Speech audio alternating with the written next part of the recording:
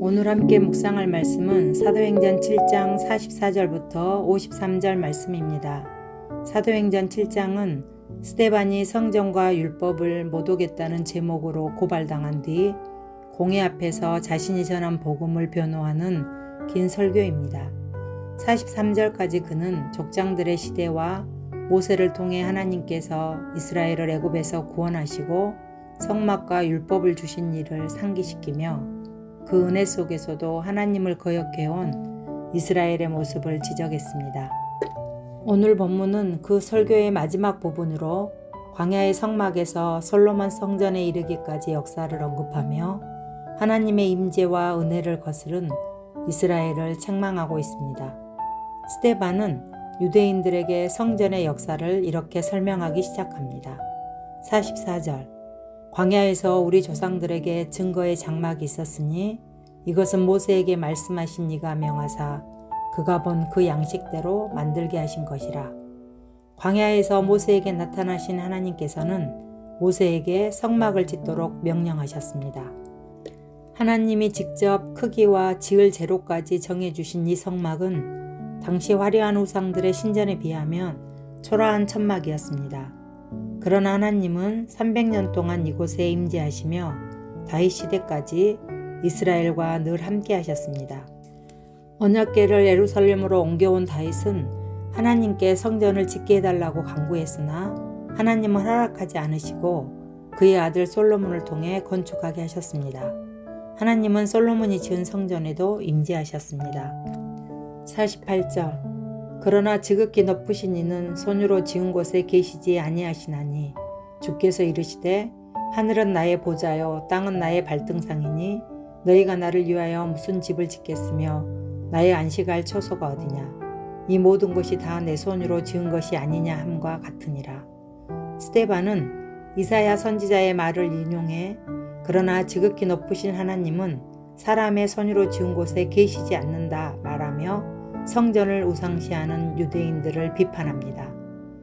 성전을 지은 솔로몬도 하나님이 참으로 땅에 거하시리이까 하늘과 하늘들의 하늘이라도 주를 용납하지 못하겠거든 하물며 내가 건축한 이 성전이오리까 라고 고백한 바 있습니다. 그러나 솔로몬 이후 이스라엘은 성전의 본래 의미 곧 하나님과의 바른 관계를 맺으며 하나님의 나라 백성답게 살아야 한다는 본질은 잊은 채 건물 자체를 우상시하며 형식에 안주했습니다. 그 결과 그들은 자유로운 하나님을 잃어버렸습니다.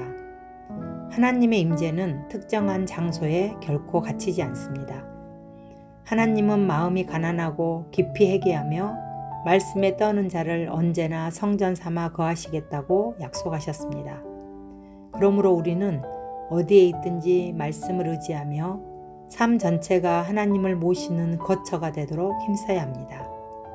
이제 스데반은 성전 역사의 결론을 청중들에게 적용합니다. 51절 목이 곧고 마음과 귀에 할례를 받지 못한 사람들아 너희도 너희 조상들과 같이 항상 성령을 거스르는도다. 너희 조상들이 선지자들 중에 누구를 박해하지 아니하였느냐.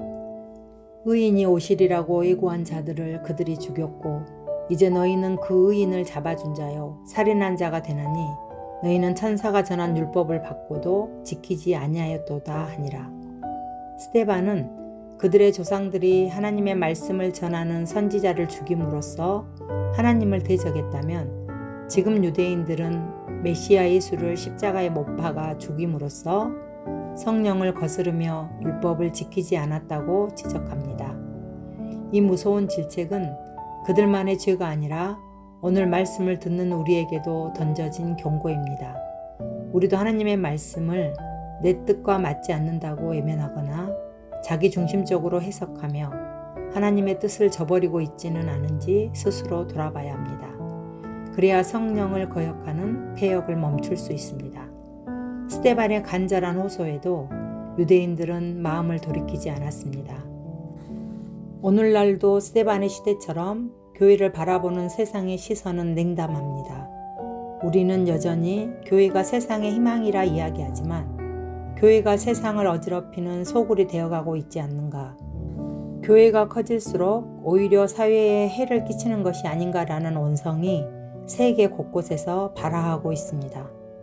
그러나 교회가 부패와 불화의 원인이 되고 있다 비판받는 지금이야말로 교회는 하나님 앞에 탄식하고 회개하며 잃어버린 하나님의 뜻과 복음의 본질적 가치를 묻고 회복해야 할 때일 것입니다.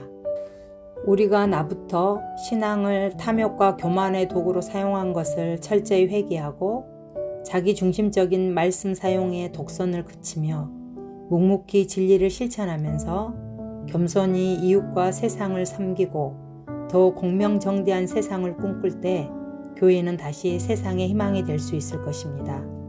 그러므로 오늘 하루 스데반의 증언을 거울 삼아 하나님의 뜻을 거스르면서 나만을 위해 살아가고 있는 악한 모습이 내 안에 없는지 나를 돌아보고 돌이키며 어둡고 혼탁한 세상 속에서 그리스도의 사랑을 실천함으로 아름다운 모습을 비추는 작은 촛불로서 그리스도의 증인으로서 살아가는 복된 하루가 되시기를 간절히 소망합니다. 적용 질문입니다. 나는 하나님과 동행하는 삶을 어떻게 드러내고 있습니까? 기도하겠습니다. 주님, 하나님을 잘 섬기라고 주신 것들을 우상 삼아 제 탐욕과 교만을 채운 죄를 용서해 주옵소서.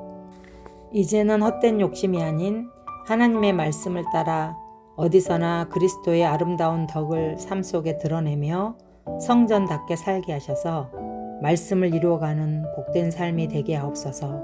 예수님 이름으로 기도합니다. 아멘.